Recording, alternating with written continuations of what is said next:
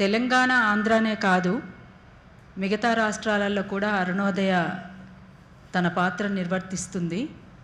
అటు కర్ణాటకలోను, ఒరిస్సాలోను, బీహార్లో కైరా ఆదివాసీ వాళ్ళు దాదాపు 13-14 సంవత్సరాలు రిజర్వేషన్ కోసం కొట్లాడి వాళ్ళు సాధించుకున్నటువంటి సందర్భంలో ఒక బ్యాలే తయారు చేసుకొని పోయి అక్కడ ప్రదర్శించి మేమున్నాం మీ వెంట అని చెప్పేసి అక్కడ ప్రకటించి రావడం జరిగింది. అంతేకాకుండా ఒరిస్సాలో అక్కడ ఉన్నటువంటి అంటే పెద్ద పెద్ద కంపెనీస్, అంబానీ, అదానీ లాంటి వాళ్ళ కంపెనీస్ అక్కడ ఉన్నటువంటి తీరు అంటే ఆ గ్రామాలే తుడిచిపెట్టుకుపోతున్నటువంటి సందర్భంలో ఆదివాసీలు చేస్తున్నటువంటి పోరాటంలో 14 మంది ఆదివాసీలు ఆ కాల్పుల్లో అమరులైనరు. ఇట్లా కళింగనగర్ మూమెంట్, ఆ మూమెంట్లో భాగస్వాములై పోరాటానికి సంఘీభావంగా తన పాటై అంటే ఒరియా లాంగ్వేజ్లోనే పాటలు తీయడం కూడా జరిగింది. ఇట్లా వివిధ రాష్ట్రాలలో తను ముందుకు సాగుతుంది. అదొక అంశం. ఇంకొకటి ఏంటంటే సరే చెప్పేవాళ్ళు ఆచరణ కూడా ఉండాలి, ఖచ్చితంగా ఉండాలని మనం కోరుకోవాలి. కాకపోతే ఇవాళ ఉన్నటువంటి జనరేషన్ ఎట్లుందో మీకు తెలుసు.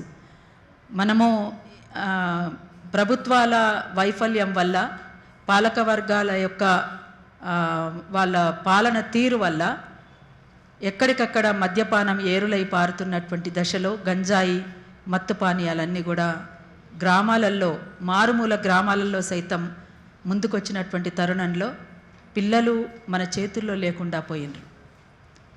అట్లా వాళ్ళ పెళ్ళిళ్ళు కొన్ని సందర్భాలలో పెద్దలకు అతీతంగానే జరుగుతున్నాయి.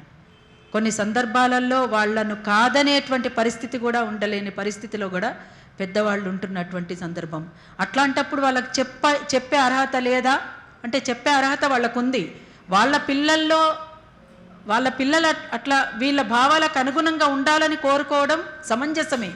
కానీ రానటువంటి పక్షంలో మిగతా సమాజానికి కూడా చెప్పేటువంటి అర్హత లేదా అంటే ఉంది, అర్హత ఉంది. ఎందుకంటే అది బాధ్యత కనుక వాళ్ళ బాధ్యతను వాళ్ళు నిర్వర్తిస్తున్నారు.